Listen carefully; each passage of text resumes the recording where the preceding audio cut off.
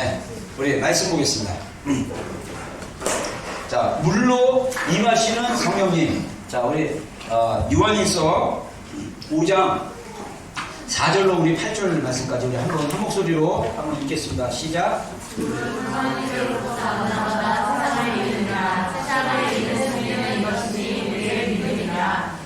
하나님의 아들이심을 믿는 자가 아니면 세상을 이기는 자가 아니라 이는 물과 피로 임한 이시니 곧 예수 그리스도시라. 물로만 아니면 물과 피로 임하셨고 증언하는 이는 성령이시니 성령은 진리이니라.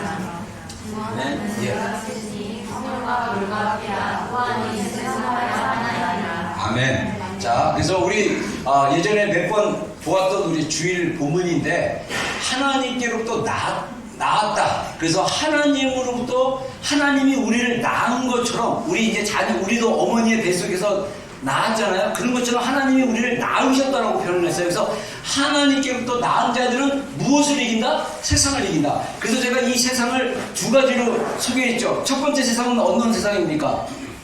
우리가 살고 있는 이 세상이 우리가 이겨야 될 세상이고, 그리고 이 세상은 또 누구냐? 우리 자신, 세상 속에 있는 자신. 그래서 요한복음 3장 16절에 하나님이 세상을 이처럼 사랑하사 독생자를 주셨으니 이는 그를 믿는 자마다 멸망치 않고 영생을 얻게 하려 하심이라. 그래서 하나님이 세상을 사랑했다라고 말씀하실 때는 그 세상이 바로 우리 자신을 얘기하고, 너희는 세상을 사랑하지 말라. 요한일서에 세상을 사랑하는 자마다 하나님의 사랑이 없느니라 이렇게 말씀할 때 그 세상은 우리가 살고 있는 세상입니다. 그래서 우리가 나도 이겨야 되고 세상도 이기려면 우리가 어떤 믿음이 필요하냐? 하나님을 향한 믿음. 세상을 이긴 승리는 우리의 믿음이다. 이미 예수님께서 세상을 승리하셨고 우리를 갖다가 구원하셨기 때문에 우리가 예수님에 대한 믿음만 정확히 가지고 있으면 우리가 우리 자신을 제어하고 통제하고 우리 자신을 이길 수 있고, 또 우리가 살고 있는 이 세상의 어두움과 죄성과 그 연약함과 그 우리 삶을 불행하게 만들려는 모든 환경과 이 조건들을 다 이길 수 있는 강력한 이 능력이 우리 안에 있다는 거예요. 혹시 정환 집사님 통역 가능하세요? 미안한데. 통역하고 있어요? 아니죠. 몸이 안 좋아서 안 되나? 가면서 봐. 우리 저기 존이랑 우리 저기 누가 준하랑 한번 해주면 좋은데. 우리 통역한 우리 종이 형제 맡은 동이 형제가 못 와서 우리 저기 모처럼 이삭이 해라. 자, 우리가 저기 존이 직접 저기 하려고 그러네. 자, 이삭 형제 친구들 안 되면 저기 존이 하지 말고. 자, 이삭 형제가 빨리 저기 하늘 좀 맡기고 두려워하지 말고. 유이자매가 해준대요. 자, 우리 준하하고 존한테 트랜스레이션 좀 주고요. 자, 우리 준한테도 좀 주세요. 자, 그러면 우리의 믿음이 어디서부터 시작했냐? 예수님께서 하나님의 아들을 믿는 것이 우리의 믿음입니다. 얼마나 간단해요. 되게 쉽잖아요. 근데 사실 성도들의 삶을 보면 세상에서 맨날 지고 있어. 맨날 자기한테 지고 있어. 내가 바보같이 맨날 이러지 말아야 되는데 또 이렇게 했어. 내가 바보같이 이래서 내가 이래서 막 이러는 거예요. 그리고 또 세상이 얼마나 우리를 유혹합니까? 그 유혹에 쉽게 넘어지고 또 감정이 휘둘리고, 되게 우리 아이 가진 엄마들, 이쁠 때는 엄청 이쁘지만은 또 아이들이 말 안 듣는 것 같고 막 힘들게 하고 막 그러면 내 감정이 평화롭지 않고 내 마음에 평강이 없으면 뭐가 올라옵니까? 승질이 올라오죠. 한마디로는 아주 나쁘게 하면 승질. 이게 막 올라와가지고 애들은 별거 실수 안 했는데 전에는 괜찮아 했던 엄마가 자기 기분 나쁘다고 승질이 나가지고 이러면 어떻게 하지? 이 정도는 집어 던져. 승질 난다고. 왜? 자기를 이기지 못했기 때문에. 예수님 믿는 사람이 왜 그런 실패와 좌절과 불행 속에서 살아가는 겁니다. 우리가 예수님을 믿는 자들은 다 세상을 이기는 승리가 있다는데 왜 우리가 이 승리 속에서 살지 못하고 실패한 자들처럼, 정말 어쩔 때는요 크리스찬들 부모가요 세상에 예수님 안 믿는 부모보다 더 못하고 더 불성실하고 그런 모습도 볼 때가 있어요. 그건 왜 그렇습니까? 말씀이 잘못된 것이 아니라 우리의 믿음에 문제가 있다는 거죠. 그 믿음이 어떻게 연결되냐면 이는 물과 피로 임하시는 곧 예수 그리스도라. 그러니까 우리가 믿는 예수님은 물과 피로 임하신다고 했어요. 그리고 물로만 아니라 물과 피로 임하셨고 증언하시는 이는 성령이니 성령은 진리니라. 그러면서 8절에 성령과 물과 피라 또한 이 셋은 합하여 하나니라. 여기서 우리가 피하면 예수님의 보혈을 얘기하는데 우리가 나중에 히브리서 말씀 얘기하겠지만은 우리가 예수님이 2000년 전에 예루살렘의 그 골고다 갈보리 원독에서 돌아가신 역사적으로 이건 실제적인 사건입니다. 전 세계 역사가들이나 전 세계 사람들이 예수님이 2000년 전에 예루살렘의 갈보리산 언덕에서 실제로 죽었다는 역사적 기록은 다 부인하지 못해요. 근데 2000년 전에 우리를 돌아가신 그 예수님이 그 십자가에서 흘리셨던 그 피가 2000년에 뉴질랜드에 살고 있는 한국 사람들에게 또는 영국 사람들에게 또는 키들에게 어떻게 이게 적용이 되느냐. 이게 영적인 세계에는 적용이 가능하다는 거예요. 자연적인 세계는 2000년의 시간을 넘어설 수 없지만 영적인 세계에서는 2000년의 시간을 현재와 같이 넘을 수 있는 영적인 이런 타임이 있다는 거예요. 근데 중요한 것은 그분의 흘린 피가 정말 나를 구원하시고 그래서 그 예수님의 그 대한 사랑이 나의 믿음이 경험되어질 때 우리가 세상을 이길 수 있는 그 능력을 경험할 수 있다는 거예요. 그래서 그 피를 경험할 수 있도록 성령님이 물과 피로 성령님이 우리를 알게 하신다. 그래서 성령님을 표현할 때 물과 피라고 요한에서 얘기합니다. 그래서 지난번 제가 2주 동안 성령님이 우리 가운데 역사하시는 그 비유적인 성경에서 어떻게 역사하시는지에 대해서 얘기했을 때 여호와의 불처럼 하나님의 불처럼 우리 가운데 임하신다고 5가지 이렇게 설명했습니다. 그래서 성령님은 어쩔 때는 불과 같이 임하시고 어쩔 때는 물과 같이 임하시고 어쩔 때는 기름 부음과 같이 임하시는 그런 성령님. 성령님은 영이시기 때문에 보이지 않지만 우리와 교제하시는 인격체지만 이분이 또 우리의 삶 가운데 우리의 마음 가운데 우리의 감정 가운데 우리의 생각 가운데 다양한 방법으로 새롭게 우리에게 말씀하시고 그분의 살아계심을 보여주고 있다는 거죠. 그 중에 하나가 바로 물로 역사하시는 하나님 성령님이라는 거예요. 그래서 물로 역사하시는 성령님에 대해서 얘기하기 전에 제가 왜 성령님이 굉장히 중요한가. 제가 목회를 89년도 1월부터 제가 2월부터 제가 학생부 전도사를 한 이래로 만 30년이 지났고 31년 차가 되는데 제가 목회를 하면서 계속적으로 고민하는 게 뭐냐면 왜 성도들의 삶이 바뀌지 않을까?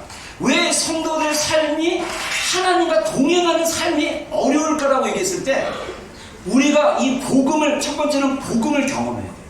그래서 복음을 경험하면 율법으로 사는 삶, 옛사람으로 사는 삶, 내 힘으로 사는 삶, 자아로 사는 삶이 있고 이거는 옛사람의 옛 언약의 신앙생활입니다. 새 언약 그거는 뭐냐면 내가 죽고 내 안에 그리스도가 사는 것을 경험하는 그래서 올드 셀프가 아니라 뉴 셀프로 살아가는 삶 이것은 철저하게 성령님의 인도하심을 받는 삶이에요. 우리 안에 계신 성령님의 인도를 받았을 때 나는 죽고 내 안에 그리스도가 사신 것을 경험하는 거예요. 내가 열심을 내는 것도 내 열심이 아니라 하나님이 주시는 은혜와 그 생명과 그 힘으로 그 능력으로 하는 거예요. 그래서 이것을 구분할 수 있는 가장 간단한 것은 뭐냐면 내 힘으로 하게 되면 어떤 것이 되냐면 내 의가 드러나요. 내가 나를 자꾸 자랑하고 싶어. 사람들이 나에게 주목하기를 원해. 내가 이렇게 했다면 사람들이 알아주기를 원해. 이것은 자기 힘대로 그렇기 때문에 자아가 살아서 그래. 내가 죽고 내 안에서 그리스도께서 일하기 시작하면 다른 사람들이 나를 인정해주든 안 하든 다른 사람들이 나를 칭찬하든 안 하든 나는 하나님이 하라는 대로 했기 때문에 그 결과는 하나님이 하실 거고 하나님이 나의 순종을 통해서 하나님이 일하실 거기 때문에 하나님을 더 신뢰하게 됩니다. 그리고 내 안에 자발적으로 순종하는 마음 때문에 기쁨이 있어요. 물론 감정적으로 환경적으로 힘들 때가 있죠. 그럼에도 불구하고 하나님이 하시라는 거기 때문에 내 안에 기쁨이 있고 내 안에 감사가 있고 힘들지만 이길 수 있는 그 힘과 에너지와 능력과 생명이 내 안에 나타나는 것입니다. 할렐루야. 그게 성령으로 사는 거예요. 여러분들 그래서 제가 아이들 키울 때 육으로 키우지 말고 영으로 키우라고 그랬잖아요. 그 얘기는 뭐냐면 성령님이 여러분들을 충만하게 하셔야 돼요. 그래야 막 예전 같으면 내가 감정적으로 힘들 때 애가 나를 자극할 때 막 내 있는 안에 거 다 드러내고 막 승질 부리는 게 사라지고 정신 차리게 되고 더 주목하게 되고 깨닫게 되고 이렇게 나아갈 수 있다는 거예요. 성령님의 인도를 받는 삶이 굉장히 중요하다. 그래서 저는요 이제 저의 마지막 목회라는 건 그렇지만 제가 70까지 목회하기로 했으니까 앞으로 16년 동안 목회하면서 여러분들에게 성령님과 어떻게 동행하는 삶을 살 수 있도록 도와주는, 그리고 그것이 내적 치유와 연결돼가지고 기도와 또 연결되고 이렇게 연결해서 여러분들이 성령님과 동행하고 성령 충만하고 성령님의 기름 부음을 받고 그리고 성령님의 능력으로 살아갈 수 있도록 도와주는 게 저의 목회라고 생각합니다. 여러분들이 그렇게 인도하기를 원합니다. 할렐루야. 네. 자, 그래서 아까 얘기했던 6절 말씀 우리가 읽었죠. 자, 그래서 요한복음 14장 17절 18절에 예수님이 성령님에 대해서 이렇게 소개합니다. 한번 읽어보겠습니다. 시작. 그는 진리의 영이라 세상은 능히 그를 받지 못하나니 이는 그를 보지도 못하고 알지도 못하느니라. 그러나 너희는 그를 아나니 그는 너희와 함께 거하시며 또 너희 속에 계시겠습니다. 내가 너희를 보아와 같이 버려두지 아니하고 너희에게로 오리라. 자, 예수님이 성령님을 얘기할 때 앞에서 뭐라고 하냐면 내가 하나님 아버지께로 가면 내가 또 다른 보혜사를 너희에게 보내겠다. 그분은 진리의 영, 우리를 진리 가운데 인도하실 것이다. 그 진리는 첫 번째는 예수님이에요. 진리 대신 예수님이 말씀하시기를 내가 곧 진리요 생명이요 길이니 나로 말미암지 않고는 아버지께로 올 자가 없다라고 예수님이 말씀하셨어요. 그리고 진리는 뭐냐면 이 또 다른 보편적인 진리는 뭐냐면 팩트를 아는 거예요. 나중에 내적 치유 쪽으로 가면요 우리가 과거를 직면하고 내가 우리 부모님의 이 연약함 때문에 죄성 때문에 내가 어렸을 때 이런 환경에서 이러한 상처를 받았다는 것을 팩트를 그대로 보고 인정하고 직면하고 이거를 하나님께 가져가든 사람들에게 말하기 시작했을 때 변화가 일어나는 거예요. 진리는 팩트, 객관적인 사실도 저는 진리라고 봅니다. 이 진리가 우리 가운데 필요해요. 성령님은 우리를 진리 가운데 인도하신 분입니다. 할렐루야. 그래서 우리를 예수님께로 인도하신 분입니다. 그리고 우리를 있는 그대로 나의 사이트가 아니라 하나님의 관점으로 객관적으로 여러분의 인생을 다시 리스토리처럼 다시 보게 하실 거예요. 성령님께 교제하다 보면 성령님께 깊게 나가다 보면 여러분의 어렸을 때 무의식으로 너무 힘들어서 묻어놓던 것까지 다 기억나게 하실 거예요. 그러면서 여러분들을 자유하게 하실 것입니다. 그러므로써 우리가 주님 앞에 믿음으로 나아갈 수 있도록 성령님이 우리 가운데 인도해 주실 거예요. 그분은 진리의 영이기 때문에 결국은 우리가 어디로 가냐면 예수님께로 가는 거예요. 예수님의 그 놀라운 사랑과 예수님의 그 놀라운 예수님의 그 아름다우심 안에 우리가 들어갈 수 있도록 성령님이 우리를 이끌어 주실 거예요. 그분은 진리의 영이기 때문에 놀라운 것은 이 성령님이 우리 안에 계신다. 그가 너희 안에 있는 것을 너희가 알리라. 오늘날 제가 목회하면서 경험했던 게 뭐냐면 제가 느끼는 우리 교회들의 한계를 봤어요. 많은 성도들이 우리 안에 계신 성령님에 대해서 몰라요. 우리 안에 계신 성령님이 어떻게 역사하시고 우리 안에 계신 성령님이 우리에게 말씀하시고 우리에게 감동하시고 우리를 이끌어 주신다는 것 자체를 모르는 사람들이 너무나 많아요. 그러니까 인간적으로 계획 세우고 인간적으로 하려고 그러고 인간적으로 자기가 모든 걸 삶을 컨트롤하려는 많은 사람들이 성령님에게 자기의 계획과 생각과 것을 무릎 꿇히지 않고 자기가 주인이 돼서 내가 인생의 계획을 하고 내가 재정적 계획을 세우고 내가 어떤 걸 하고 내가 어떤 걸 하고 다 자기가 주체가 되는 많은 그리스도인들이 있다는 것입니다. 우리가 우리의 생각과 우리의 모든 것을 다 사로잡아 주님 앞에 무릎 꿇어야 돼요. 그러면 성령님이 영의 생각으로 우리 가운데 인도해 주시는 거예요. 여러분, 그래서 우리가 기도생활하거나 신앙생활 했을 때 성령님이 우리에게 얼마나 자주 감동시키신지 몰라요. 근데 우리는 이 감동을 너무 무시하고 살아요. 작은 감동 하나도 여러분들 그것을 소홀히 여기지 마십시오. 어쩔 때는 헷갈려요. 이게 성령님이 감동하시는 건가? 아니면 내가 생각하는 건가? 이거 실수로 헷갈릴 때 많아요. 근데 그거 헷갈려도 괜찮아요. 그런 실수 하나님이 허락하셨어요. 그런 실수를 통해서 성령님의 인도하심을 더 받는 거예요. 저는요 이런 감동을 너무 많이 받는데 문제는 뭐냐면 저의 자원이 한정이 되어 있다는 거예요. 제가 이 받는 감동은요, 이번에 지난주간 제가 굉장히 바빴습니다. 월요일날은 시드니에서 그 알파크로시스 한국인 과정 학장으로 한 400명의 학생이 있는데, 그 학장으로 일하는 신학교 후배 와가지고 여기 일주일 동안 강의하러 왔는데, 제가 거기서 좀 하루 저녁 식사 좀 대접 좀 해주고 좀 같이 시간 좀 보내달라고 해가지고 제가 만나서 같이 교제하고 늦게까지 교제하고, 또 화요일부터 오후부터 또 그 한국에서 어하나 그 대표, 이번에 어하나 대표인 우리 여기는 신학대학원 친구 목사인데, 이 부부가 방문했는데 피지에서 일주일 동안 어하나 사역하고 왔는데 뉴질랜드에 집을 하나 세우려고 준비하는 중에 방문했다고 하더라고요. 그래서 제가 바쁘게 딱 이 지부를 세울 수 있도록 몇 가지 있어요. 모르는데, 본인은 뉴질랜드에 저밖에 모르는데, 제가 이 어하나 사역이 일어날 수 있도록 인터뷰도 잡고 아무튼 사람들 많이 연결시켰어요. 근데 제가 이적을 치겠어요. 너무 피곤한 거예요. 그래가지고 금요일날 여자 자매들 셀리더 모임 있었는데 제가 취소시켰어요. 제가 여기까지 가면 죽겠다. 나 죽을 것 같다. 너무 힘들어서 안 되겠다. 포기했어요. 근데 제가 왜 이 얘기를 하냐면요, 제가 보는 거는 하나님의 마음으로 보면 이 땅에서 해야 할 일, 이 땅에서 하나님이 원하시는 일이 너무 잘 보이는 거예요. 근데 사람들이 안 봐. 감동은 저 혼자만 받아요. 사람들이 안 봐. 저 혼자만 받는 거 오해하지 마십시오. 저를 드러내는 게 아니라, 이거는요, 저는 정말 하나님께 가면 하나님이 주시는 감동들이 막 올라와요, 막. 근데 이걸 다 할 수는 없을 수도 있어요. 근데 중요한 거는 우리가 하나님과 동행하면서 작은 순종이라도 한 발 내딛기 시작할 때 하나님이 나를 통해서 하나님의 일을 행하십니다. 할렐루야. 그게 사역이든 개인을 변화시키든 개인에게 위로하고 격려하든 개인에게 하나님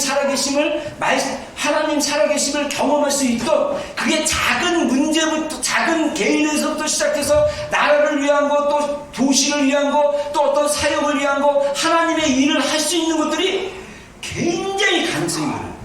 저는 진짜 하나님의 마음으로 보면 굉장히 많아요. 근데 제 자원과 제 시간으로는 다 감당이 안 돼요. 저는요, 성령님을 인격적으로 잘 몰랐을 때 성령님이 내 안에 감동까지 주셨는데, 저는 그걸 막 무시했던 사람이에요. 몇 번 실패했던 감동 하도 많이 나눠가지고 다시 얘기하면 여러분들 싫어할까봐. 그래서 한 가지만 할까요? 한 가지. 또 했던 얘기야. 또 군대 얘기야. 또 싫어하는 여러분들. 한 십몇 년 들었던 우리 지체들 굉장히 지겨운. 근데 또 얘기하면 잘 못해. 자, 제가 이제 군대 있을 때, 의무경찰로 근무했을 때, 이 의무경찰이 좋았던 건 한 달에 한 번씩 외박을 보내줬어요. 그래서 외박 나가면서 토요일날 아마 외박을 하는데 청년부 모임에 제가 갔었는데, 모교회 청년부 모임에 갔었는데, 청년부 모임에 갔더니 그때 친구들 두세 명이, 고등학교 때 신앙생활 했던 친구들 두세 명이 청년부 모임에 안 오고 교회를 아예 안 다닌다는 얘기를 제가 들었어요. 그래서 제 마음에 감동이 왔습니다.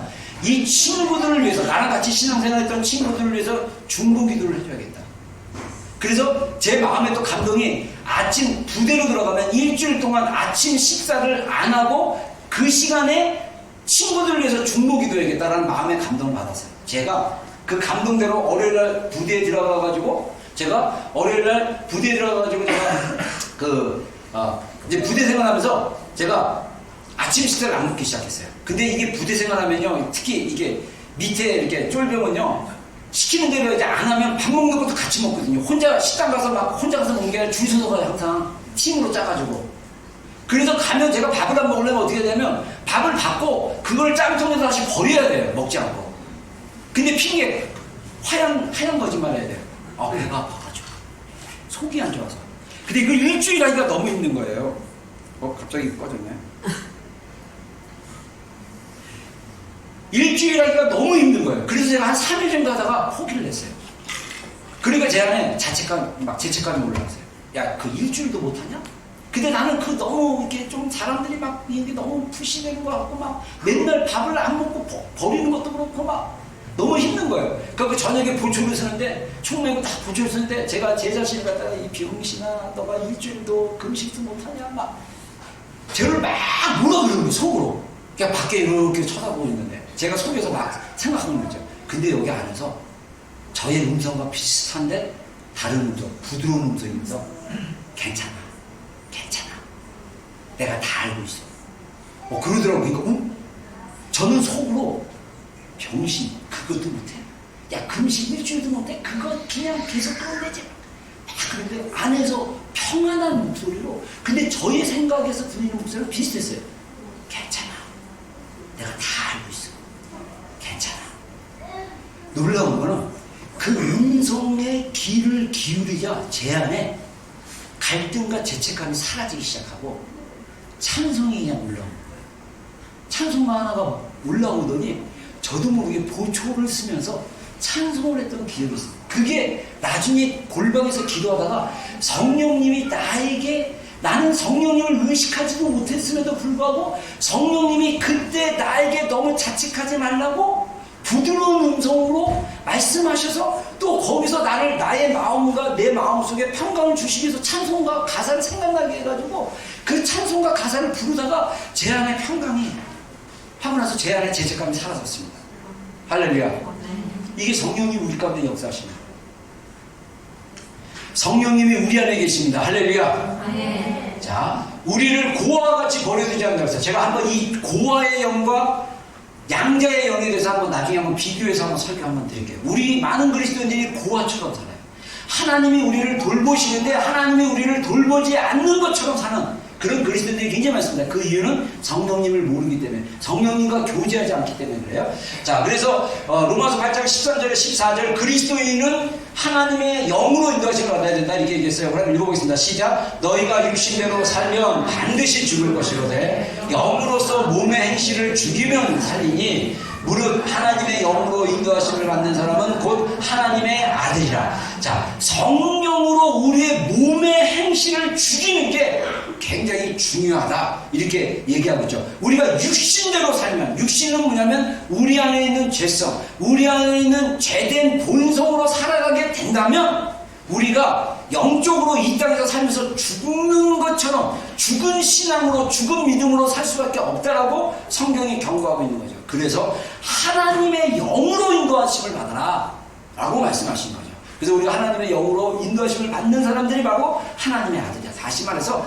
하나님의 아들들은 양자의 영이신 성령님을 받았기 때문에 우리가 하나님의 영으로 인도하심을 받을 수 있다 이렇게 얘기하는 거죠. 자, 그래서 성령님께서 우리에게 물로 역사하신 방법 세 가지가 있습니다. 오늘은 두 가지만 했어요. 성령님은 우리의 거듭남을 경험하게 하시고, 성령님은 우리 죄에 대해서 깨끗한 정결함을 경험하게 하시고, 성령님은 우리 안에서 생명의 강을 흐르게 하십니다. 생명의 강이 흐르게 하신다. 자, 그래서 세 번째는 좀 길어질 것 같아서 다음 주에 하겠습니다. 자, 성령님은 우리의 거듭남을 경험하게 하신다. 요한복음 3장 4절로 8절 우리 한번 교독하겠습니다. 제가 4절이면 여러분들 5절 읽어주세요. 니고데모가 이르되 사람이 늙으면 어떻게 날 수 있사옵니까? 두 번째 모태에 들어갔다가 날 수 있사옵나이까?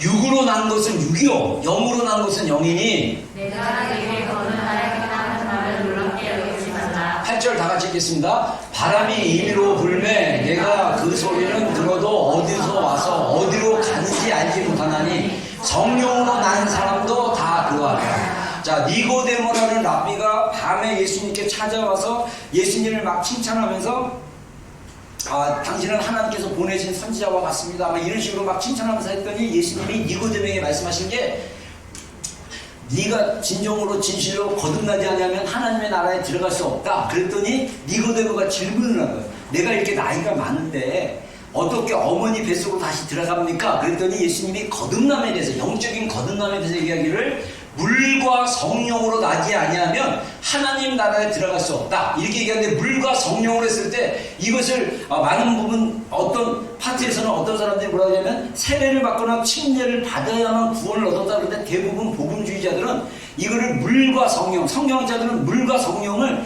성령님이 물처럼 역사하신 것을 강조하는 거다 이렇게 얘기하는 거예요. 그래서 아까 우리가 읽었던 본문에 요한일서에 물과 피와 성령은 하나다라고 얘기했을 때 이 피에 예수님의 그 보혈의 그 진리를 경험할 수 있도록 성령님이 도와준 걸 얘기하고, 성령님이 우리 가운데 역사하시는데 물의 형태와 같은 물의 어떤 그 작용처럼 우리에게 역사하신다를 설명해 주고 있는 거예요. 그래서 우리가 예수님을 믿으면 거듭나는 것을 누가 알게 하냐면 성령님이 깨닫게 한다는 거예요. 내가 믿었어, 그러니까 나 괜찮아가 아니라 성령님이 어느 순간에 그것을 깨닫게 하면 내가 구원받은 것에 대해서 확신을 갖게 된다는 거예요. 많은 그리스도인들이 모르겠습니다. 우리 교회 지체들 중에 정말 내가 성령님으로 말미암아 거듭났다라는 확신이 흔들린 사람들이 있다면, 여러분들 에베소 2장 8절 9절과 10절, 로마서 10장 9절, 로마서 10장 9절 10절인가를 여러분들 한번 그거 읽고 그걸 그대로 믿으면 구원받은 거예요. 근데 중요한 것은 아직까지 내가 머리로 입으로 고백했는데, 내가 혼적인 영역에서 고백을 했는데 내 영에 있어서 경험되지 않기 때문입니다. 그래서 그걸 경험하기 위해서는 어떻게 해야 되냐? 우리가 기도가 필요합니다. 기도는 우리가 하나님께 드리는 대화, 우리의 마음의 속에 얘기들을 하는 거거든요. 그래서 기도 생활을 하셔야 돼요. 기도 생활을 안 하면 여러분들의 영적인 세계는 거의 막혔다고 보시면 돼요. 기도는 호흡이라고 그랬어요. 호흡하지 않고 사는 거예요. 그러니까 영의 세계에서 나의 영적으로 나는 죽어있다고 생각하면 돼요. 말씀은 양식이라고 했어요.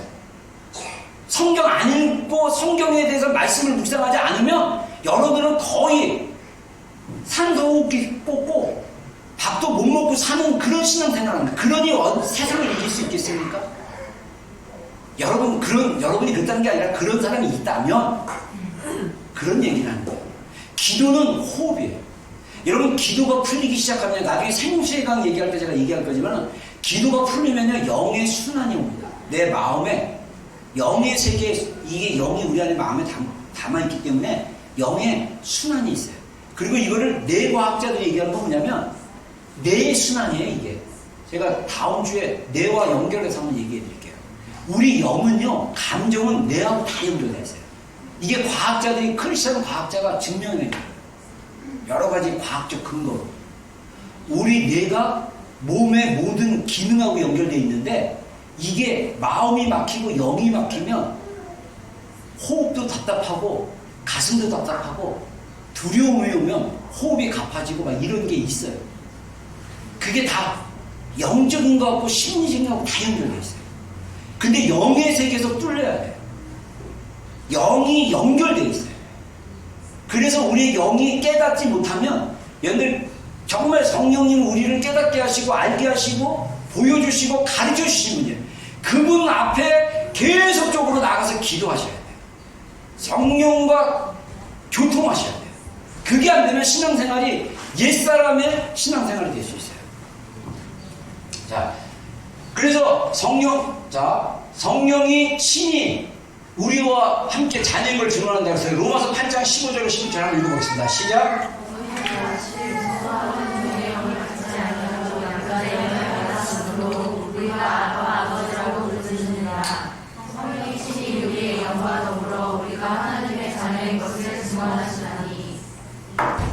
예, 자, 너희는 다시 무수하는 종의 영을 받지 않고 양자의 영을 받았다고 그랬죠. 그래서 성령이 친히 우리의 영과 더불어 우리가 하나님의 자녀인 것을 증거하십니다.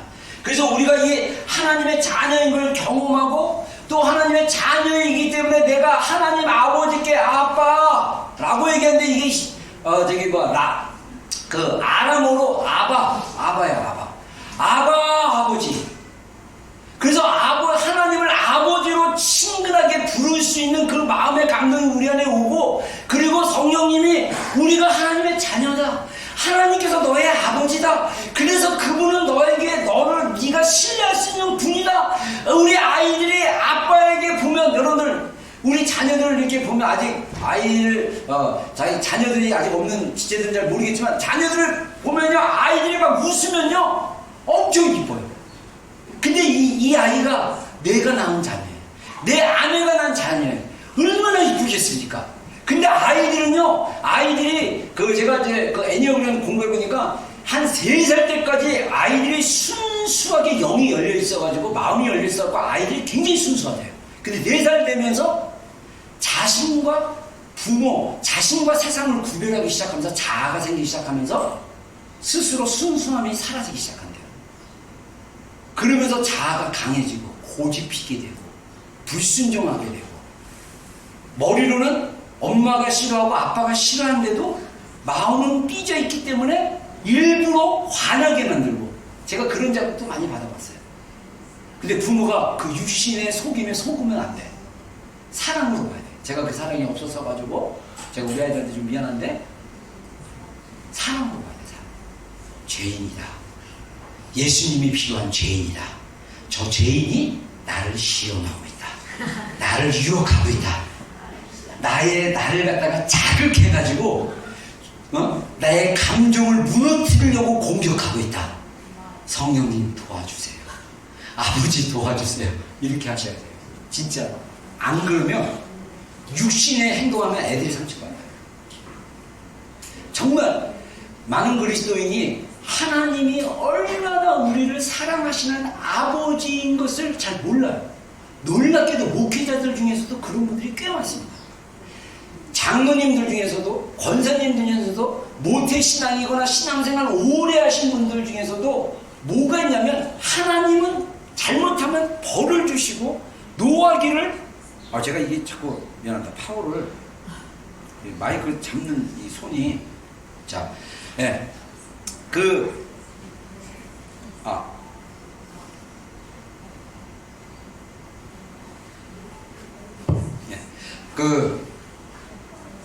우리가 하나님을 경험하는 게 이게 자꾸 꺼지네.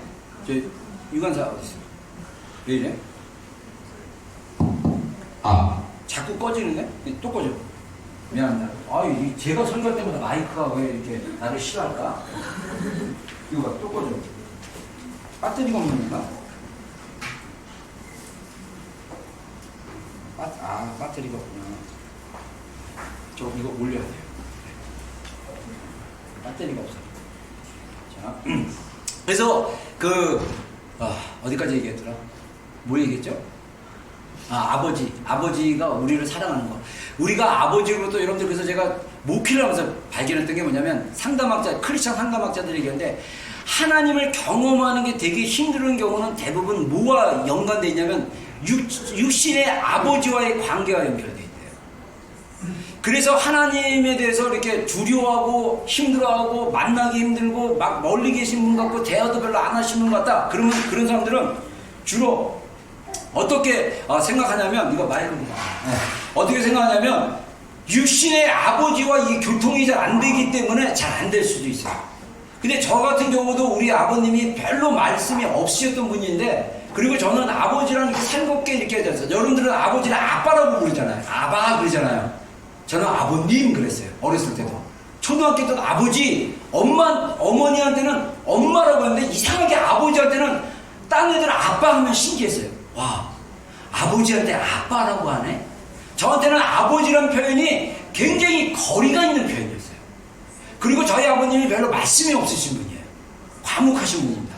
그러다 보니까 제가 초창기에 하나님 믿고 십자가의 사랑 경험하기까지 어떻게 느껴졌냐면, 하나님 살아계신 거 제가 기도원에서 경험하고 목사까지 되기를 결정하고 신학교까지 왔는데도 불구하고 하나님 찾는데 하나님이 저기 멀리 계시는 것 같아요. 그게 너무나 멀리 있다고 느껴졌기 때문에 제가 했던 방법은 저 멀리 계신 하나님께 소리를 지르는 거였어요. 주여! 제가 애들 놀랄까봐 살살하는 거예요. 더 세게 하면 10배 정도 세게 할 수 있습니다. 그래서 내가 주여! 저 멀리 계시니까 내 목소리를 들으시라고. 아버지!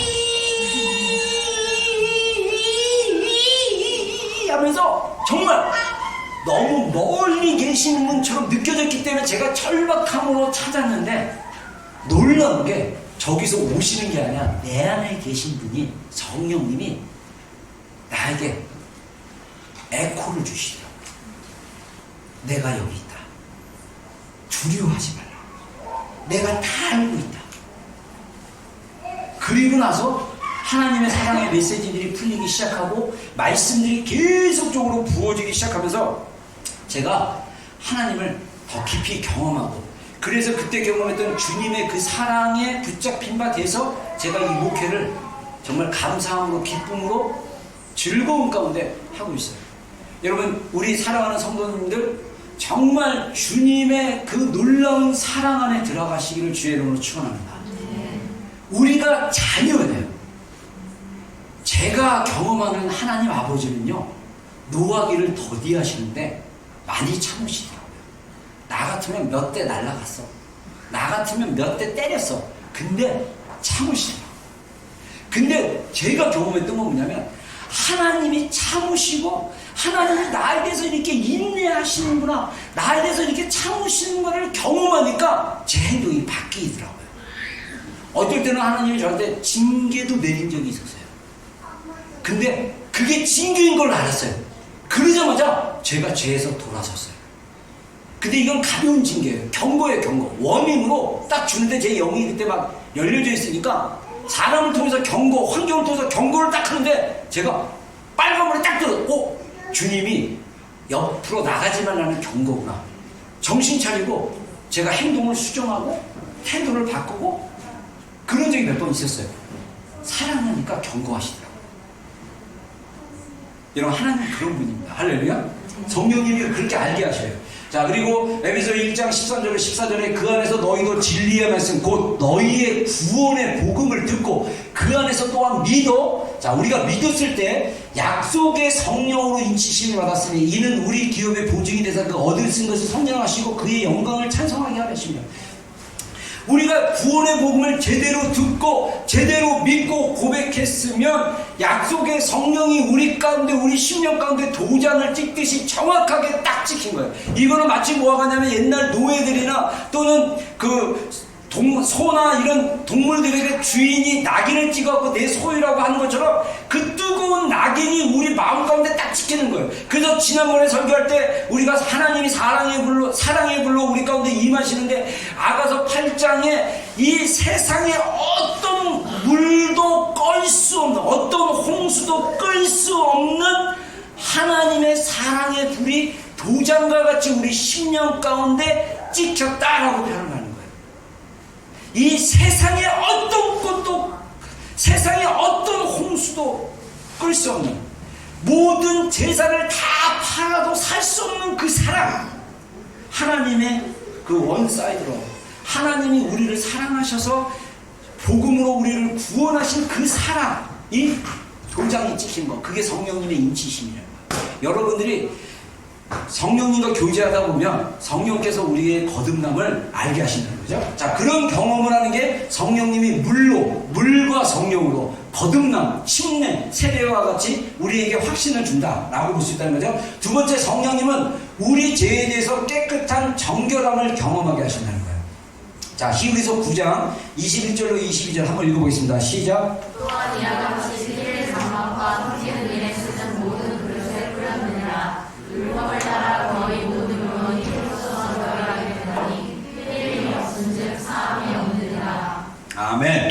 다시 아멘 하겠습니다. 아멘. 아멘. 예, 여러분들 제가 제가 몇 달 전에 설교하다가 하나님 깨닫게 해주셨던 영역이 뭐냐면, 우리가 이제 히브리서 말씀을 갖다가 이 히브리서 율법을 따라 했을 때 레위기나, 여기서 말하는 율법은 레위기나 민수기나 신명기나 이런 것들을 얘기합니다. 여기서 율법을 따라 거의 모든 물건이 피로써 정결하게 된다라고 얘기를 하잖아요. 그래서 이 정결하게 된다 그러면서 이 피를 갖다가 물건들에게, 그릇들에게 뿌려갖고 이게 정결하게 돼서 피 흘림이 없은즉 사함이 없느니라. 이건 우리가 또 이거를 이제 예수님의 피 흘림을 통해서 우리가 용서를 받았다는 걸 강조를 하는데, 예수님의 용서가 현재형으로도 계속 우리 가운데 주어진다는 거예요. 우리가 죄를 고백하면 그는 미쁘시고 의로우사 우리의 모든 죄를 용서하시는 분이에요.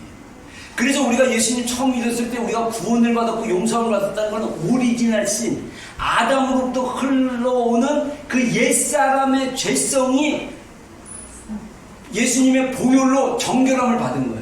그리고 우리가 예수님 믿고 나서 또 이 육체를 입고 세상이 죄 가운데 있기 때문에 살다 보면 죄를 짓게 돼요. 그러면 그 죄에 대해서도 여전히 우리가 정결함을 받는데, 이게 물로 씻고 피로 씻는 그런 편입니다. 이게 뭐냐면 그 용서를 누가 깨닫게 해주냐면 성령님이 깨닫게 해준다는 거예요.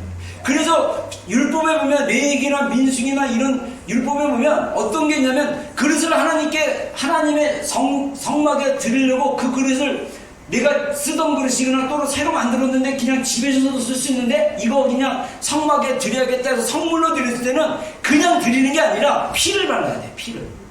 피를 한번 바르면 그 피를 바르면 그 그릇에 뭐가 묻습니까? 피가 있죠. 그럼 뭘로 또 씻어야 돼요? 물로 씻어야 돼요. 물과 피로 씻김을 받으면 그 그릇은 딴 거 없어. 설거지 한번 된 거야. 딴 게 아니라 더러워서 설거지 된 게 아니라 새거든 헝거든 하나님께 드려졌기 때문에 피를 바르고 물로 씻김을 받는 그 의식이 필요했다는 거예요. 그 의식으로 인해서 그 물건은 이제 하나님의 선물, 거룩한 물건이라고 칭함을 받고 그 물건은 일반 똑같은 그릇이지만 집에 쓰는 그릇과 함께 어떻게 됩니까? 구별이 되지. 이게 오늘 삶에도 똑같습니다. 우리가 세상 가운데 있고 우리가 거룩함을 따라가고 있는데 우리가 죄 가운데 있고 죄 가운데 넘어지고 우리가 죄의 연약함 가운데 있을 때 우리가 어떻게 합니까? 예수님의 피를 바르고 성령님의 물로 정결하게 돼야 돼요. 그게 회개 기도입니다. 그게 우리의 자백하는 고백이에요. 그리고 나면 성령님이 우리를 정결하게 하셨다라고 우리가 진짜 전심으로 진심으로 내 마음의 깊은 곳에서 진정으로 믿음을 가지고 죄를 고백하면 용서의 경험이 일어나요. 자, 그래서 히브리서 9장 우리 13절로 14절 한번 읽어보겠습니다. 시작. 염소와 황소의 피와 및 암송아지의 죄를 부정한 자에게 뿌려 그 육체를 정결하게 하여 거룩하게 하거든 하물며 영원하신 성령으로 말미암아 흠없는 자기를 하나님께 드린 그리스도의 피가 어찌 너희 양심을 죽을 냉실에서 깨끗하게 하고 살아계신 하나님을 섬기게 하지 못하겠느냐. 할렐루야. 영원하신 성령님이 우리의 양심을 살게 하는 거예요. 우리의 죄성, 우리가 연약해서 죄를 고백했을 때 하나님이 우리를 용서하신 것을 경험하게 하시는 거예요. 성령님을 통해서. 그러면 우리가 어떤 걸 느낍니까? 죄책감이 아니라 자유함을 느껴요. 내가 자유함을 느꼈다. 많은 그리스도인들이 죄책감, 수치심, 연약함, 상처로 고통받고 있어요. 그것을 가지고 예수님께로 가는 거예요. 십자가로 가는 거예요. 그리고 이미 2000년 전에 우리 죄를 위해서, 우리의 연약감을 위해서, 우리의 상처를 위해서 흘리신 예수님의 보혈을 믿음으로 의지하고 우리의 죄를 고백하면 영적인 세계에서 그 죄를 고백하는 순간 물과 피가 우리 안에 임하는 거예요. 그리고 그것이 믿음으로 내가 아멘을 했으면 내 안에 용서가 이루어지면 뭐가 일어납니까? 자유가 일어납니다. 기쁨이 일어나는 거예요. 생명이 나타나는 거예요.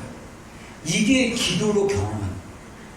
이런 고백의 삶이 우리 가운데 계속적으로 있어야 됩니다. 할렐루야. 네. 제가 예전에 우리 리더들이랑 지체자한테 그런 얘기 했어요.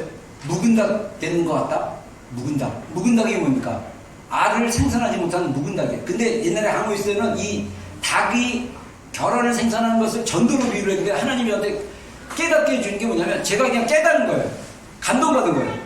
이 묵은 닭은 내 삶 가운데 날마다 생명력이 오는 거예요. 주님으로부터 생명력.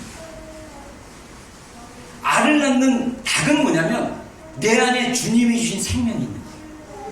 우리는 연약하기 때문에 죄를 지을 수 있어요. 우리는 연약하기 때문에 넘어질 수 있습니다. 우리는 연약하기 때문에 분노할 수 있고 화낼 수 있고 죄질 수 있고 정말 자기를 자책하고 힘들고 막 연약합니다. 그 연약함을 느낄 때마다 우리가 어디로 가야 되냐? 십자가 앞으로 나아가서 기도의 자리에서 우리의 연약함, 우리의 상처를 고백하고 어떻게 합니까? 주님, 저의 연약함을 주님께 고백합니다. 저를 정결하게 하여 주시옵소서. 저를 깨끗하게 하여 주시옵소서. 믿음으로 고백하고 기도하면 성령께서 우리의 양심을 하나님을 섬길 수 있는 생명의 능력으로 바꿔주는 거예요. 여러분, 제가 상담하고 개인적으로 공부하면서 뭘 느꼈냐면 영적인 세계에서 깨달음이 순식간이거든요. 여러분, 옛날에 사명대사가 제가 불교 신자였을 때 원효대사 죄송합니다. 원효대사가 당나라 신라 있을 때 당나라로 유학을 갔어요. 그때 당나라가 불교가 굉장히 많이 커가지고 가다가 가는 길에 동굴에서 잠을 자는데 잠에 새벽에 깼다가 목이 너무 말라가지고 이렇게 어두운 동굴에서 찾다가 물이 있어갖고 물을 마셨는데 너무 달고 시원해가지고 딱 좋아서 잠들었어요. 아침에 딱 깨보니까 그 물이 누구냐면 해골 안에 담겨져 있던 물이었어요. 그리고 그 원효대사가 그걸 보고 막 토했다고 합니다. 저는 불교 신자일 때 그게 깨달으면. 근데 언역에서가 그거를 깨닫고 자아에 집중하는. 그래서 그분 아마 제 기억으로는 이런 말을 했을 거예요. 천상천하 유아 독적. 하늘과 땅 아래 자신을 하는 게 자신에 대한 그 깨달음이 제일 중요하다는 깨달음을 알고 이분이 돌아와서 유학을 안 가고 자기만의 불교의 신앙을 우리말 하면 신학을 만들어가지고 이렇게 했어요. 그 언어대사의 삶을 변화시켰던 그 순간 행동 하나.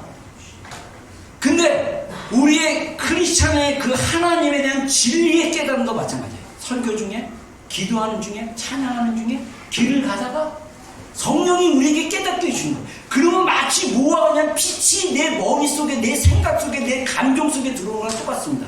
그러면 내 침울하고 힘들고 어려웠던 감정이 성령의 계시로 빛 가운데 들어오면 깨달아지면 이 감정이 사라지고 내 안에 하나님께서 주시는 기쁨이 흘러나오는 거예요. 할렐루야. 여러분 그 순간을 갖는 정말 중요한 방법 중에 하나가 저는 기도라고 생각해요. 그 중에 하나가 뭐냐면 또 하나는 뭐냐면 선포기도, 또 하나는 찬양하는 거, 감사하는 거, 여러 가지가 있어요. 그래서 우리의 그 잘못된 감정들, 우리의 잘못된 생각들을 바꿀 수 있는 강력한 방법들을 가지고 우리의 내면을 변화시키는 게 굉장히 중요합니다. 우리의 내면이 계속 부정적이고 힘들고 불행하고 괴롭고 염려되고 두려운 가운데 살아가다 보면 우리의 뇌가 영향을 받아가지고 계속 악순환의 패턴 가운데 나간대요. 다음 주에 얘기할게요. 제가 너무 방대한 내용이라서 한꺼번에 다 얘기할 수가 없어서. 자, 그래서 우리가 성령님이 물로 우리 가운데 임하신다는 건 그냥 우리를 정결하고 우리를 새롭게 한다는 그런 역사라고 그랬어요. 그러면 이것을 어떻게 우리가 적용할 수 있냐?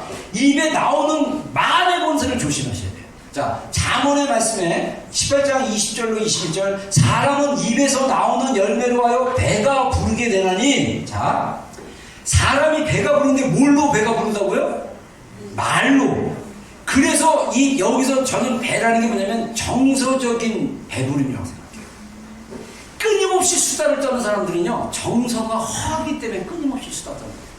아줌마들이 그렇게, 우리 아줌마들 많지만 아줌마들이 모여서 그렇게 수다를 떨고 싶은 게 뭐냐면 힘드니까, 애들 키우기 힘들고 고민이 많으니까 이거를 막 말로 풀어야 돼. 근데 문제는 뭐냐, 혀를 어떻게 쓰느냐에 따라 열매가 다르다는 거예요. 그 입술에서 나오는 것으로 만들게 되는데, 죽고 사는 것이 혀의 건세에 달렸나니 혀를 쓰기를 좋아하는 자는 그 열매를 먹으리라.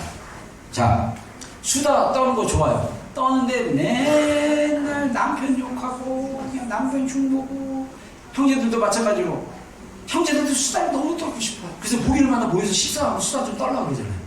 그럼 거기서 혹시나 와이프로 막 안 좋게 얘기하고 불평 막, 물론 털어내야 되지만 그 열매를 누가 먹는다? 내가 먹는다. 근데 여러분들 가십하고 수다하고 진심으로 나의 아픔과 힘든 거를 나누는 거하고는 달라요. 우리 공동체는 여러분 안에 있는 감정, 여러분 안에 있는 마음, 느낌을 수다로 풀지 마십시오. 가십으로 풀지 마십시오. 진실된 대화로 푸십시오. 그러면 치유가 일어나요.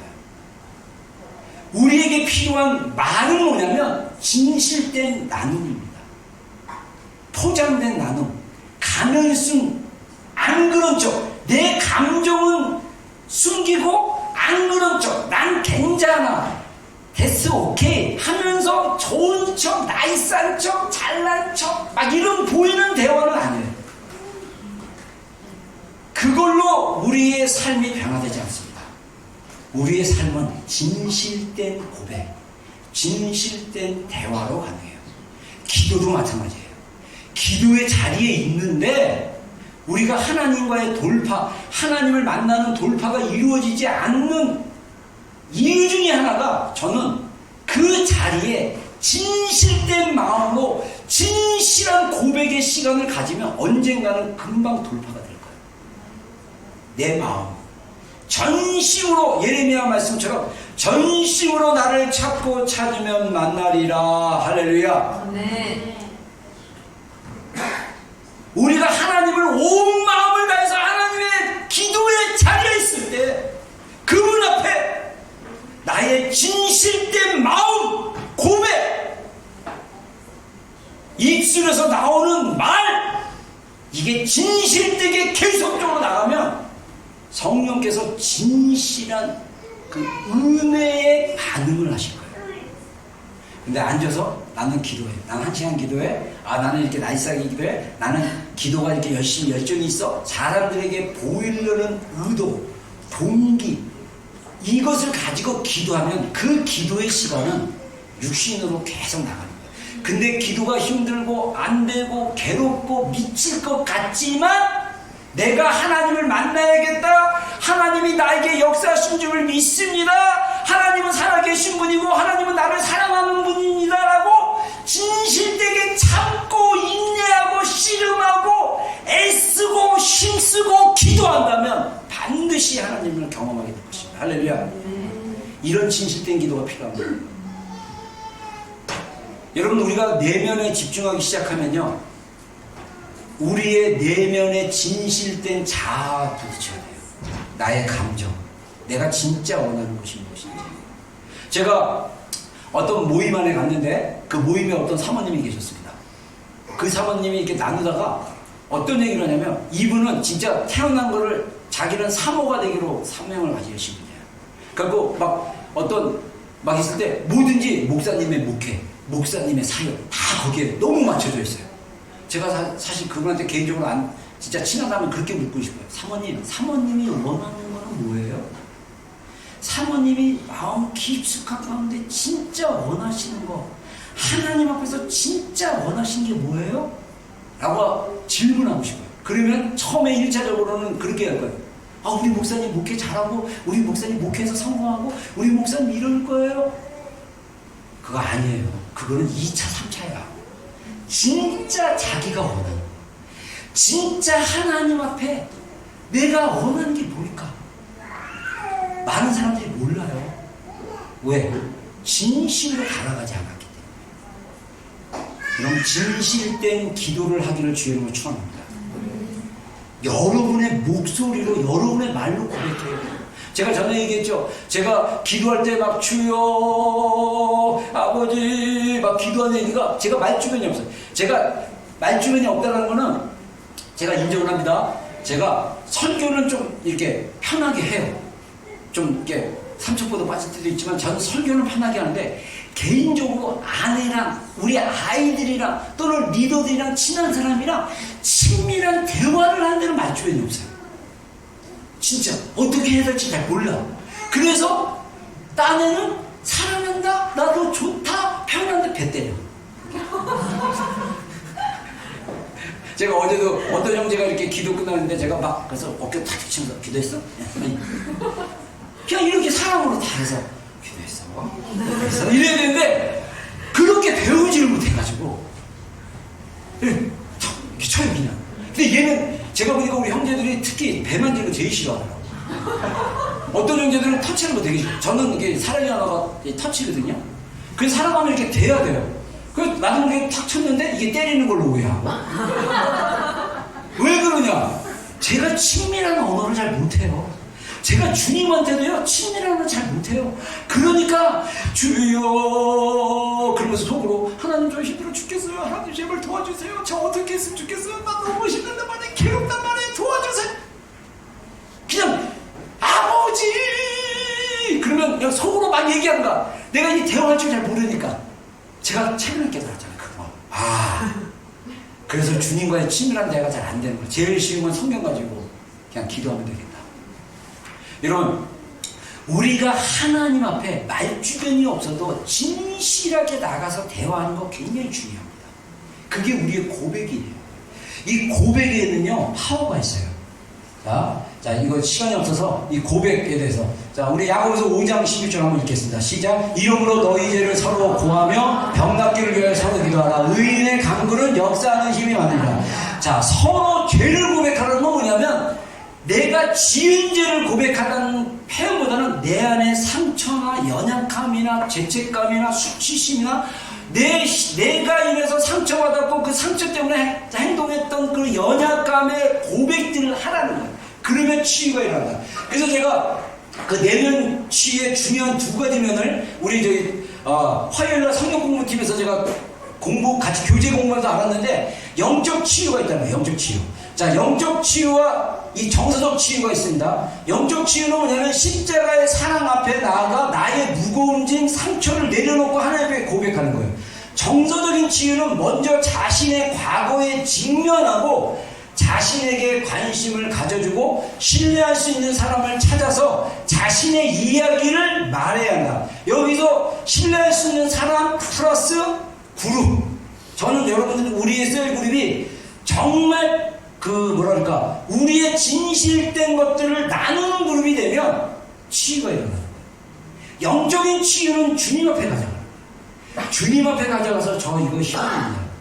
주님 앞에 가져가서 저의 아내가 이렇게 저한테 대했는데 제가 이것 때문에 정말 아내의 말 때문에 아내의 행동 때문에 제가 너무나 괴롭습니다. 힘듭니다. 분노가 일어납니다. 이렇게 얘기할 수 있는 거예요.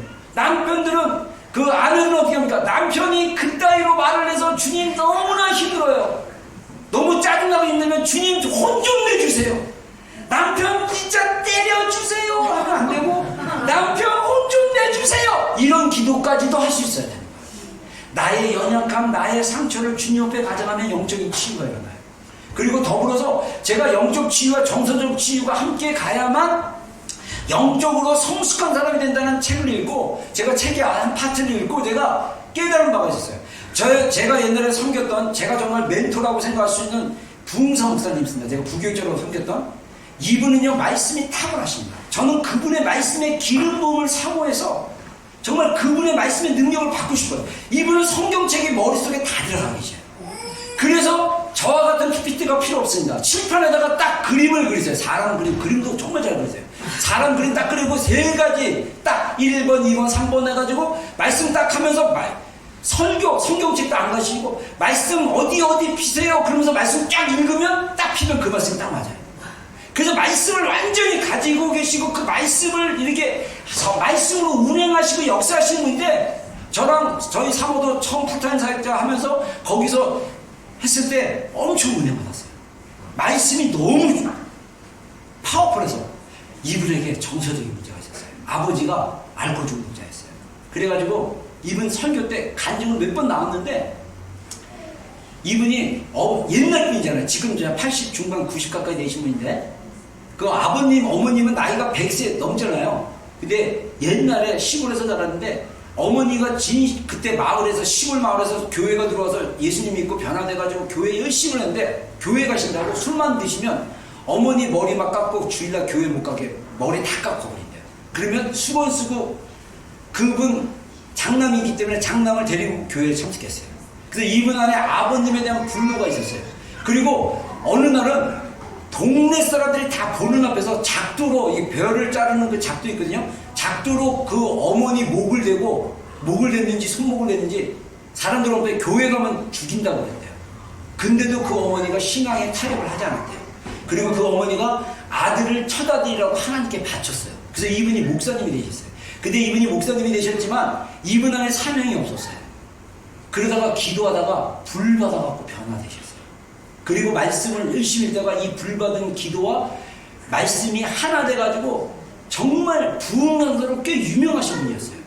근데 제가 부교육자로 섬길 때 이분 안에 정서가 아직 해결되지 못하니까 어떻게 했냐면, 설교 중에 그때 우리 예배당 강당이 2층으로 되어 있거든요. 위에 강당 멀리 높은 데 있고, 이게 사람들이 또 2층에도 이게 의자가 있었는데, 슬리퍼 신고 이렇게 강당에 올라가셨는데, 설교하다가 갑자기 어떤 대목인지는 기억 안 나요. 수요일 저녁 기도회인가 저녁 예배인가 아니면 주일 저녁 예배인데, 여기 장로님들 앉는 자리, 우리 앞에 장로님들 먼저 하고 우리 교육자들 대한, 그래서 숫자가 많아가지고 딱 지정석이 있어요. 근데 그쪽을 향해서 슬리퍼를 팍 던졌어요. 그랬더니 여기 가에 장로님 하고 있는데 이분이 투스타입니다. 국민 출신. 그분 옆에 딱 떨어졌어요. 화가 나가지고 이분이 뻘떡 일어나더니, 굉장히 길었거든요. 본당 앞에 앉아가지고 당당하게 이러고 나가시고, 이분은 뭔가 장로님들한테 불만이 있어가지고 어쩔 때는 시계도 막 던지고. 매번 그런 게 아니라 1년에, 2년에 한 번입니다. 근데 제가 그걸 봤어요. 그러면서 이분 안에 카리스마, 이 사역에 진짜 엄청난 사역의 기름 부음이 있는데, 정서적으로 주변에 있는 장로님들이나 주변에 있는 부교육자들에게 정서적으로 다가가는 걸 못하셨어요. 저는요, 실습 전도사도 하고 풀타임 전도사 했는데 제일 무서웠어요. 그분 말씀만 하면 목소리도 깔깔하시고 목이 성대가 나가셔서 하도 기도를 많이 하셔가지고 성대가 찢어져가지고 목소리가 허스키 목소리예요. 교육자에도 간단합니다. 잘못한 거 지적하고 끝나요. 잘한 거 칭찬해주고. 그리고 나머지는 우리 수석 부목사부터 해가지고 이제 회의를 하는데 딱 저는 항상 일자로 무서워서 그분이 무서워가지고 그래서 신전도사 신전도사 그런 분이었어요. 근데 저는 되게 그분한테 정말 어떤 사랑 같은 거를 표현한 적은 없지만 그게 그냥 느껴졌어요. 그냥 제가 혼자 착한 건 모르지만 제가 말하고 싶은 포인트는 뭐냐면 정서적인 것과 영적인 게 같이 가야 돼요. 그래서 정서적인 거는요, 여러분들 과거에 증명하는 거 필요하고요. 부부가 정서적인 걸 나누면 정말 좋아요. 부부가 못 나누면 고통스럽습니다. 부부가 나누세요. 그리고 그게 잘 부부가 나누기가 힘들고 상대방 배우자가 준비가 안 됐다. 그러면 어떻게 되냐? 우리 교육자를 찾아오셔도 좋아요. 형제들은 저를 찾아오고 자매들은 우리 사모를 찾아오고. 그래서 여러분들이 아픈 거, 힘든 거 말아야 해줘야 돼요. 여러분들이 우리가 그 상담학 책 보니까요, 우리가 과거의 비밀, 과거의 아픈 것을 사람들에게 가리려고 많은 사람들이 에너지를 너무 많이 쓴다는 거예요. 그래서 괴로운 게 굉장히 많대요. 우리 안에 불평이 많고 불만이 많고 힘든 게 많은 이유가 뭐냐면 나의 그 상처나 연약함을 갖다가 자꾸 숨기고 피하려고 하는데 너무 에너지를 쓰기 때문에 짜증도 나고 힘든 게 굉장히 많은 거라고요. 이거 푸셔야 돼요. 반드시 말을 해갖고 여러분의 말로 정리를 해가지고 신뢰할 만한 사람들 나눌 때 정서적으로 치유가 일어난다고 합니다. 그리고 마지막으로 선포. 자, 에스겔서 37장 9절에 10절에 보면 하나님께서 에스겔을 통해서 너는 생기를 대언하라고 했거든요. 이 대언이 예언이에요. 예언하여 이르기를 자, 생기와 사망부터 불러서 죽음당한 자에게 불어서 살아나게 하라. 그래서 그 명령대로 예언했더니 생기가 그들에게 들어가서 그들이 곧 살아서 일어나는데 심히 큰 군대가 됐다. 자, 우리의 말에는요 예언적인 파워가 있습니다. 여러분들 말을 잘해야 돼요. 자녀들에게 너는 잘 될 거야, 너는 이쁜 아이야 라고 말하기 시작하면 그 아이는 진짜 자기가 잘 될 거로 믿고 아멘하고 믿음으로 잘 되는 걸 당연하게 생각해. 그리고 이쁘다, 잘생겼다 얘기하기 시작하면 이 아이는 사람들이 니까짓 게 뭐가 잘생겨? 그래도 웃기고 있네, 나 잘생겼단 말이야 라는 믿음이 내 안에서 나와. 왜냐? 부모가 그렇게 말했기 때문에 그 아이가 그 말을 아멘으로 받고 내 말로 표현하기 시작하면 예언이 되는 거예요. 말에는 예언적 기능이 있어요. 너는 절대 안 될 거야 라고 부모가 얘기하면 그 아이는 절대 안 된다라는 그 거짓 예언, 거짓 선포와 싸워야 되는 거예요. 여러분, 그래서 우리 자아가, 우리의 내면이 새로워지는 방법 중에 하나는 우리가 부모로부터 받았던 또는 선생님으로부터 받았고 권위자로부터 받았던 거짓 예언을 다 깨는 거예요. 어떻게? 내 말로, 내 고백으로, 진리의 근거에서. 자, 그래서 이 진리에 근거한 선포되는 금주의 말씀, 이게 우리 지금 화요일날 모이는 가족치유, 마음치유, 교제에 나오는 확신의 말씀 중에 10가지인가 11가지, 12가지가 있는데 제가 몇 가지만 빼왔습니다. 자, 한번 읽어보겠습니다. 시작. 나는 하나님께서 나를 사랑하신다는 것입니다. 하나님께서 나를 다스리신다. 나는 예수 그리스도를 통하여 하나님 앞에서 정결하게 되었다. 나는 하나님께서 나의 고통스러운 과거의 기억을 치유하심을 믿는다. 아멘. 예. 미안합니다. 마지막 한 장 보여주세요. 마지막 한 장. 자, 제가 이거 교재에 보면요, 매일 하루에 5일 치료해갖고 매일 공부하고 문제 질문 있고 성경 구절 나오고 거기서 이제 상담하게 관련된 이야기 예화 나오고 거기서 자기 거 그 예화나 그 성경에서 교재에서 얘기하는 정서적인 문제라든가 이런 거에 대해서 얘기하는 거에 대해서 자기가 한번 리뷰를 해서 자기 사건들 자기가 생각나는 거 다 적고 막 이러는데 꼭 마칠 때마다 뭐냐면 금주의 확신을 5번 크게 외치라고 얘기합니다. 그래서 첫 주는 하나님께서 나를 사랑한다는 것을 믿는다. 5일치 공부를 하면 어떻게 합니까? 하나님께서 나를 사랑한다는 것을 믿는다. 하나님께서 나를 사랑하는 것을 믿는다. 하나님께서 나를 사랑하는 것을 믿는다. 하나님께서 나를 사랑하는 것을 믿는다. 하나님께서 나를 사랑하는 것을 믿는다. 이렇게 하고 5일 하면 5, 25, 25번을 하는 거예요. 그리고 이게 4과까지 가면 25번 곱하기 5번인 4가면 몇 개인가? 100번을 하게 되는 거라는 거예요. 그러면 뭐냐면 이 성경에 근거한 이 메시지가 내 안에 들어오게 되는 거예요. 그러면 자동으로 나가는 거예요. 나는 너 사랑하지 않아. 웃기고 있네. 하나님이 나를 사랑하셔. 라고 얘기할 수 있어요. 그래서 말로 진리가 있는데도 불구하고 이 진리를 안 믿어. 왜냐? 내 마음과 정서가 그것을 먹을 만한 힘이 없거나 그것을 믿을 만한 힘이 없을 수도 있어요. 치유가 필요하고 도움이 필요해요. 그럴 때는 내가 스스로 이길 수 있는, 하나님이 우리 자아를 인간 스스로 하나님을 만날 수 있고 성령님을 통해서 우리 스스로 성령님의 인도하심을 받을 수 있는 충분한 역량을 우리 영 안에 부어주셨어요.